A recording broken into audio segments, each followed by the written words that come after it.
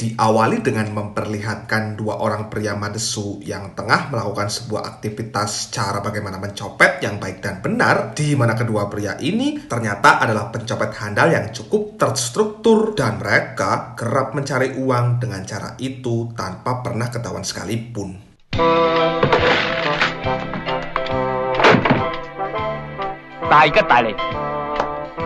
Dalam melakukan aksinya, mereka ternyata terdiri dari 4 personil yang masing-masing dari mereka ada sang guru, anaknya sang guru yang kita sebut saja Cimoy, dan tentu ada mereka berdua yang kita panggil saja dengan sebutan Johnny dan Jono. Dan setelah melewati briefing yang cukup, unik, mereka pun setelah itu segera melakukan aksinya untuk pencopetan hari ini.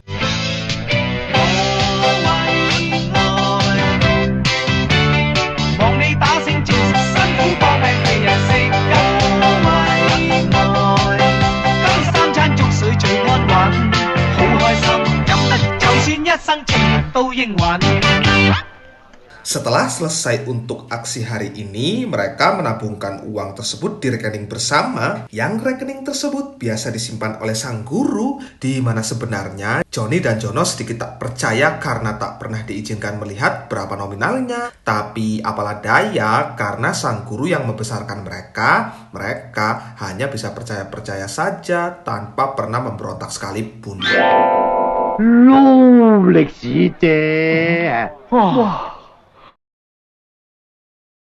Singkat cerita, malam hari pun tiba. Sebagai pria jomblo yang haus akan hiburan, mereka biasa mengunjungi sebuah klub malam untuk bersenang-senang. Dan di sini Johnny tak sengaja melihat ada seorang wanita yang membuatnya langsung jatuh cinta pada pandangan pertama. Di mana Jono yang melihat Johnny seperti itu, tanpa pikir panjang mencoba untuk membantu berkenalan dengan wanita tersebut. Karena faktanya, Johnny ini sedikit pemalu jika berhadapan dengan wanita yang ia sukai.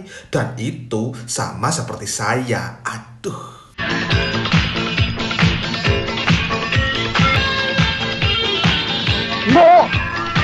Wanita tersebut bernama Anna dan sialnya Johnny tak berhasil karena Anna menganggap Johnny sama seperti kebanyakan pria hidung belang lain. Tapi ketika Johnny balik ke mejanya dan coba mengodenya kembali dengan cara yang cukup unik, Anna seketika itu berubah pikiran lalu mengajak Johnny untuk berdansa.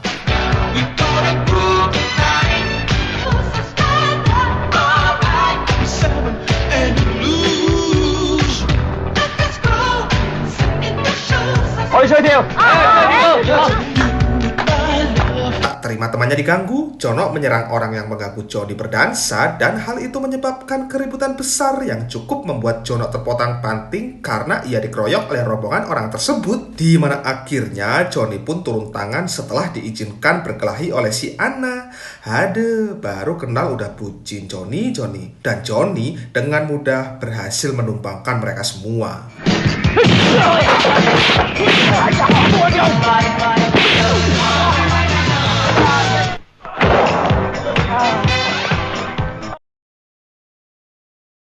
Bergeser sementara dari kehidupan mereka, kita diperlihatkan seorang sersan yang kita panggil saja Pak Kumis tengah menuju ke kantornya untuk sebuah tugas dari atasannya, di mana Pak Kumis ini kehidupannya cukup madesu dan kerap melakukan hal-hal nyeleneh dalam bertugas, yang mana hal tersebut dibuktikan ketika semua anggota diperintahkan untuk menyembunyikan identitas dalam misi ini. Pak Kumis justru menyimpan senjata di kakinya. Aduh.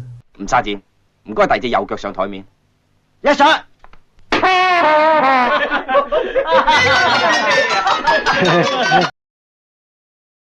Sampai di lokasi pengintaian target, Pak Kumis memperkoki kawanan pencopet yang kebetulan tengah beraksi di tempat yang sama. Dan di sini Pak Kumis tak menangkap mereka karena masih fokus dengan targetnya. Namun karena resah, Pak Kumis memilih mengerjai Johnny untuk membuatnya takut lalu pergi dari sini. Tapi yang terjadi, Pak Kumis justru dikerjai balik oleh Jono yang kesal karena berani mengganggu misi ini. Dan dari situ, Pak Kumis pun terlibat cekcok dengan orang tersebut yang memaksa Pak Kumis akhirnya mengeluarkan identitasnya.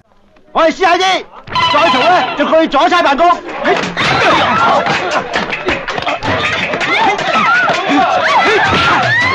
Untung meski sempat berhasil kabur, anggota lain masih mampu menangkapnya lagi. Tapi sewaktu hendak memborgol orang itu, Pak Kumis malah memborgol komandannya sendiri. Pak Kumis, sat! Keesokan harinya, Johnny melanjutkan kisah cintanya dengan datang ke rumah Anna, dan ternyata Anna ini adalah seorang polwan dari kesatuan yang masih dirahasiakan, di mana profesi Anna tersebut cukup membuat Johnny sedikit insecure. Tapi di luar dugaan, Anna ternyata benar-benar serius berhubungan dengan si Johnny ini, sampai-sampai dengan suka hati mengajak Johnny ke sebuah villa.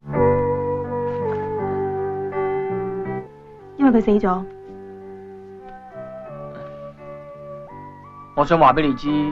Namun mengejutkannya, saat keesokan harinya mereka berdua datang ke klub itu lagi, mereka berdua justru memperkoki Anna tengah bersama pria lain, dan jelas itu membuat Johnny patah hati untuk kemudian marah-marah ke Anna, lalu tak ingin menemuinya lagi, di mana si Anna akhirnya jujur juga tentang pria tersebut yang ternyata adalah targetnya. Karena pada faktanya, Anna ini tengah ditugaskan dalam sebuah misi rahasia untuk menangkap seorang penjahat yang sudah lama menjadi target incaran polisi. Nah, karena Johnny sudah mengetahui misi ini, Anna pun sekalian meminta bantuan kepadanya, di mana Anna meminta Johnny untuk mengambil sebuah barang dari pria tersebut yang dalam waktu dekat ini akan dijual ke pihak asing. Barangnya apa dan berapa banyak, Johnny tidak diberitahu. Yang pasti, Johnny hanya diminta untuk mengambil barangnya saja. Oh iya, agar tidak sulit, kita sebut saja pria si target itu dengan panggilan si John, karena nama tersebut memang paling mudah untuk diucapkan. Singkat cerita,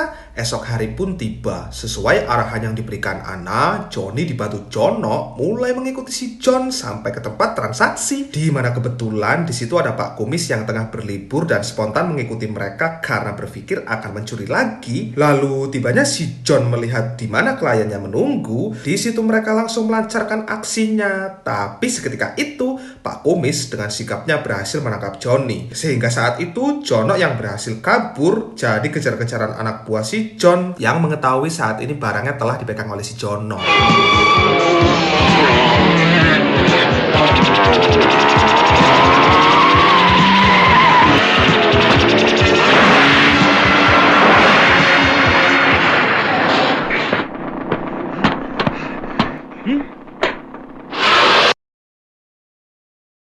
Dan ternyata barang tersebut adalah sebuah berlian dengan jumlah yang cukup banyak, dan karena ini berpotensi akan menimbulkan adanya bahaya, Jono memutuskan menyimpannya di bawah akuarium, sementara ia akan menjemput Johnny terlebih dahulu untuk menanyakan kelanjutan barang tersebut.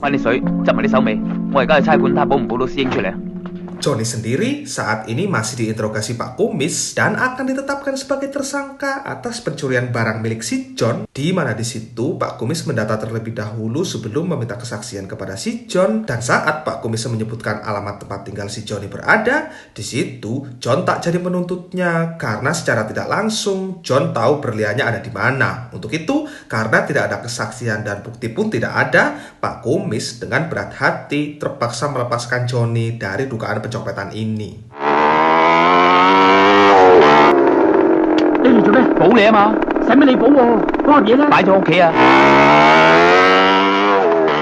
Namun setibanya di rumah, betapa terkejutnya mereka, ternyata berliannya sudah diambil si guru yang kebetulan mendapat informasi dari anaknya sendiri. Di mana sialnya saat mereka hendak kabur, John keburu datang bersama anak buahnya. Sehingga saat itu juga mereka semua disiksa lalu dipaksa menyerahkan berliannya. Dan karena barang tersebut memang tidak ada di sini, Johnny melakukan opsi lain untuk menipu mereka semua. Dan beruntungnya cara tersebut berhasil membuat mereka lolos.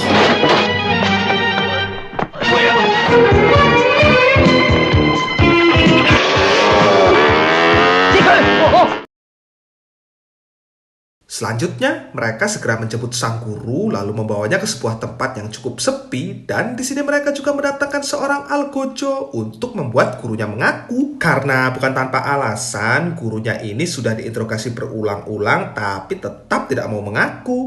Bahkan putrinya pun dibuat seolah-olah mati, ia juga tetap tidak mau mengaku. Coba, gila nggak tuh? Sampai akhirnya karena sudah terlalu jengkel, algojo tersebut diperintahkan untuk menjatuhkannya. Dan disitulah akhirnya ia baru benar benar-benar mau mengaku. Dan itu sangat-sangat ayah yang geragas. Masa sampai anaknya dibuat mati masih nggak mau ngaku?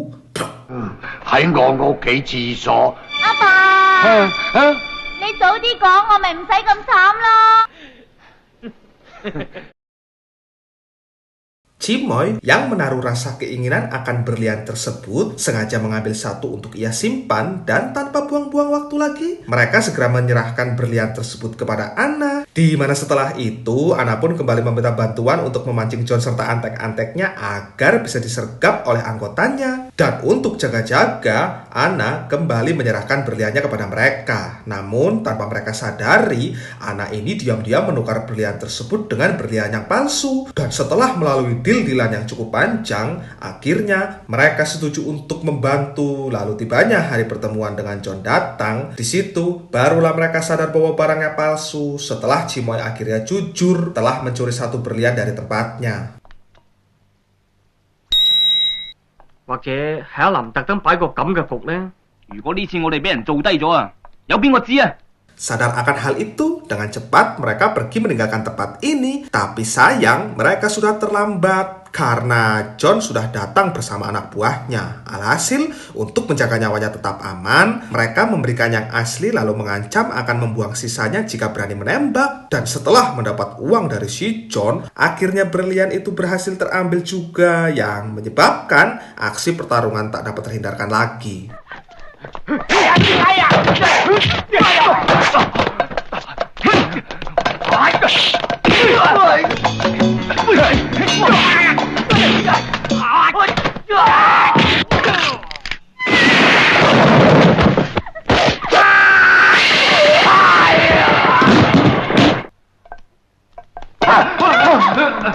Sukses mengalahkan anak buah, kini aksi gelut pun dilanjutkan dengan melawan petarung kuat milik si John. Dan dengan ini, perkelahian pun dimulai.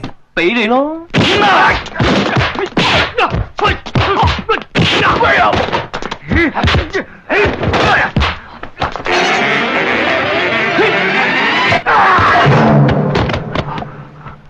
Singkatnya, seperti pada kebanyakan film pada umumnya, aktor utamalah pemenangnya. Dan selanjutnya, mereka segera mencari Anna yang diketahui akan menjual berlian tersebut kepada pihak asing.